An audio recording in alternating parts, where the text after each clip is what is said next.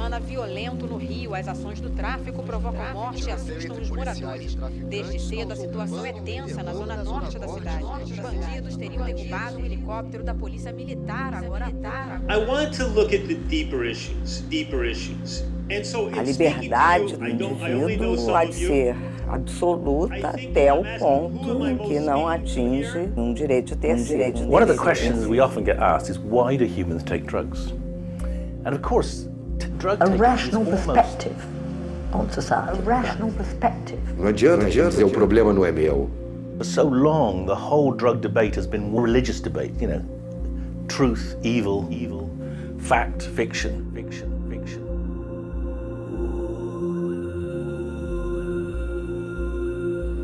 But the law, the criminal law, that says you, an adult who sells this powder or this plant to another adult, you too will be treated the same as a rapist or a murderer.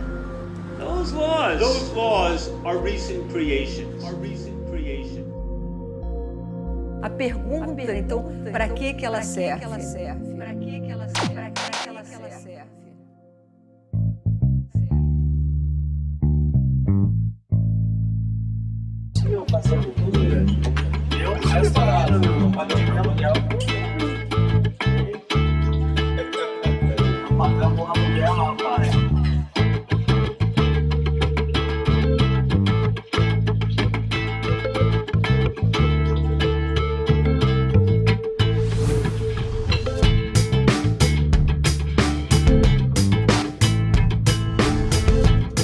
Faz pouco tempo que eu me interessei pela questão das drogas.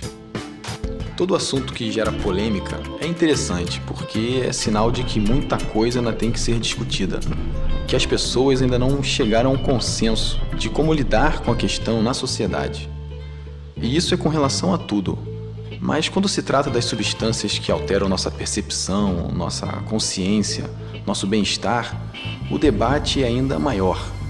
E isso eu acho que é porque o assunto interessa a todo mundo. Eu não conheço ninguém que não tenha sido, de alguma forma, tocado por essa questão. E para a maioria das minhas perguntas, quando eu tinha uma resposta, e olha que foram poucas para as quais eu realmente tinha alguma resposta, elas eram superficiais, baseadas muito mais em ideologias, em mitos, do que em informação, em ciência. E amigos meus, médicos, advogados, também não tinham muitas respostas não. E essa constatação foi para mim marcante. Numa questão que interfere diariamente no meu bem-estar, na minha segurança, na minha liberdade, em assuntos tão importantes, o meu conhecimento era pouco, bem pouco. E quanto mais eu fui lendo, pesquisando, mais eu descobria pessoas falando coisas bem diferentes do que eu estava acostumado a ouvir. Então eu decidi que precisava ir além das leituras, além das matérias de jornais, além dos filmes e documentários, dos blogs da internet. Eu queria falar com essas pessoas. Eu precisava ouvir dos médicos, pesquisadores, policiais, advogados, por que eles diziam aquilo que eles estavam dizendo.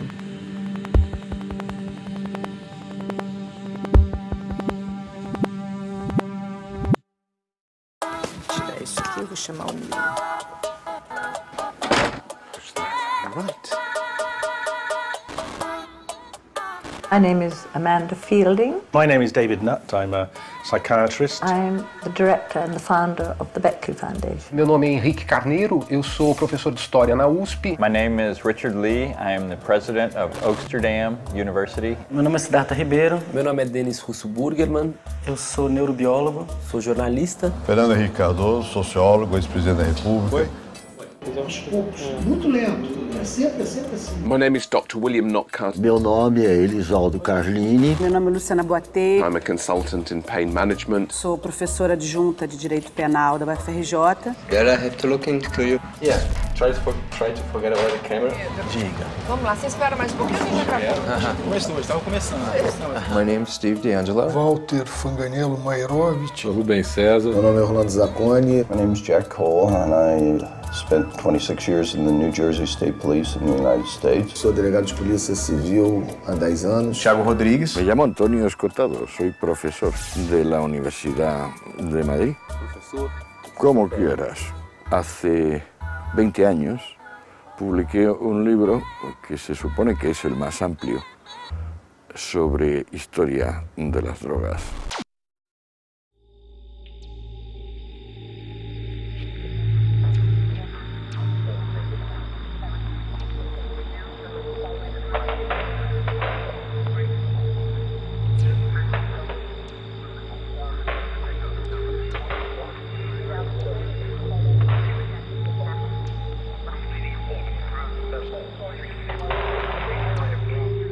O uso de drogas ele é tão ancestral como a seleção da flora disponível em diferentes regiões do mundo para alimentação.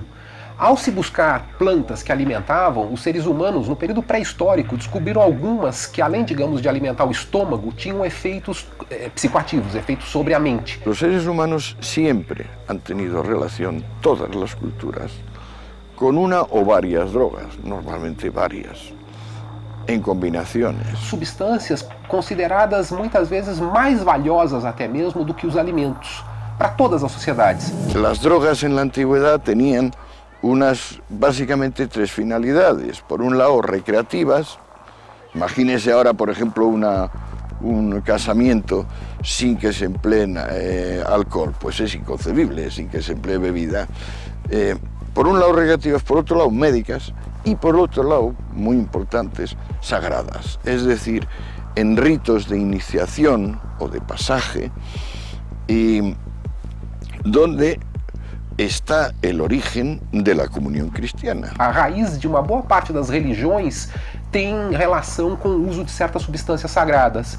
Então podemos dizer que historicamente, junto com o alimento do corpo, surge uma espécie de alimento do espírito, um alimento, enfim, psíquico. Muito mais recente é a utilidade dessas substâncias no desenvolvimento científico. Porque no século XIX vai haver, por um lado, o isolamento dos princípios ativos. Então você vai ter substâncias puras com possibilidade de serem dosadas de forma estrita, etc.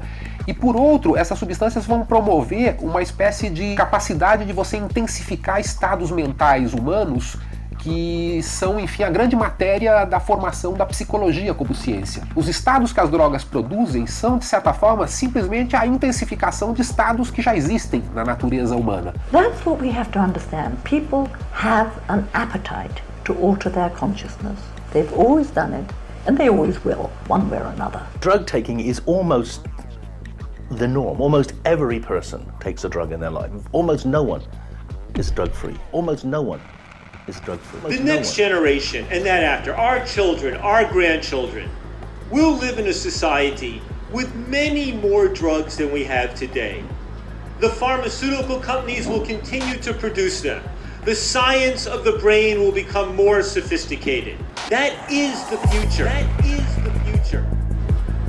30 years ago, nobody knew about ecstasy. Now tens of millions of people have used it all around the world. New drugs will emerge. The challenge ultimately is going to be to learn how to live with drugs. To learn how to accept the reality that drugs are here.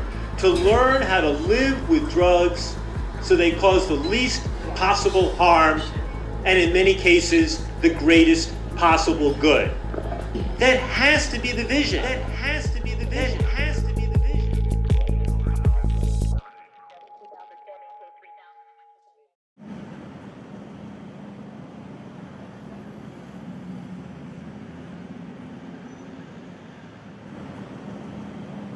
The Beckley both scientifically researches consciousness and its different levels and what is the neurophysiology underlying these different levels and how do we change consciousness, how can we enhance it, how can we improve well-being. That's one side of the Beckley Foundation. And the other side is to research what would be more effective policies to control the inevitable use of psychoactive substances? Well, for a long time I've been very interested in how best to assess the harms of drugs.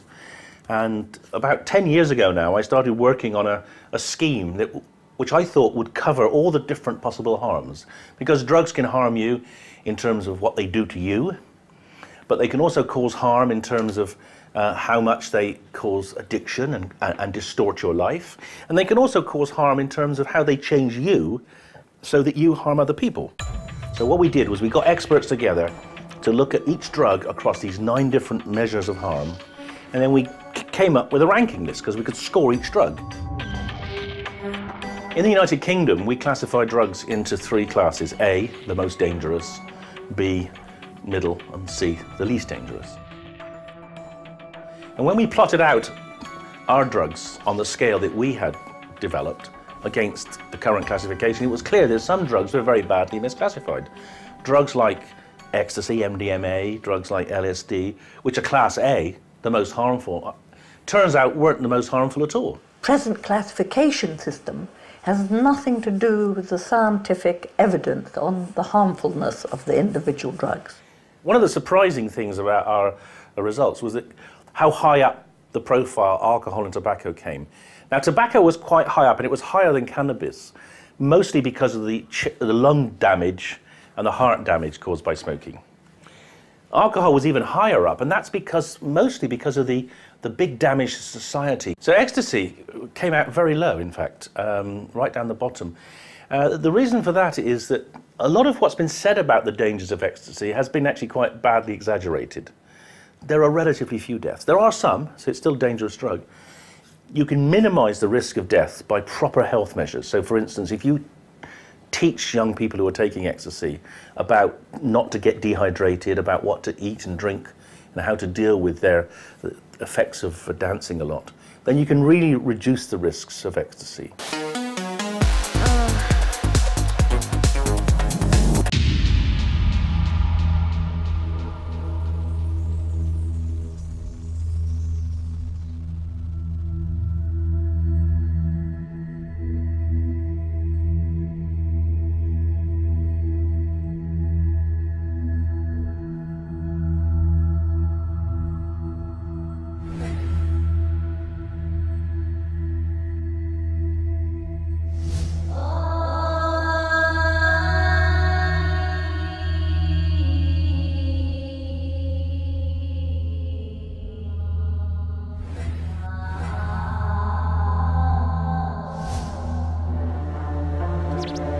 3 weeks ago, the Home Secretary sacked his chief drugs advisor, Professor David Nutt. Last week, 3 scientists resigned in protest, bringing the total number of resignations to 5. In the report this week, we investigate the general public, who's completely uneducated about these substances, got a kind of visceral terror of them. And for some reason, that's kind of continued through the years. And that's why at the Beckley, the scientific research very much reflects the policy research, because without doing the scientific research, you can't actually demonstrate what are the potential benefits and what are the real harms. Almost every person takes a drug in their life. Almost no one is drug-free. Pretty much everyone takes coffee, which is a drug. Most people take alcohol. Majority smoke at some stage in their life, and then lower numbers take other drugs. So drug taking is a human behavior. Why is that? Now, we don't know why that is, but it's something to do, I think, with the way the human mind is constructed. It directs people to find things which improve their well-being or provide interest. We should look at the individual drugs and classify them according to their harms. And I would also take into the classification their potential benefits too, but that's too difficult because no research has been done on the benefits.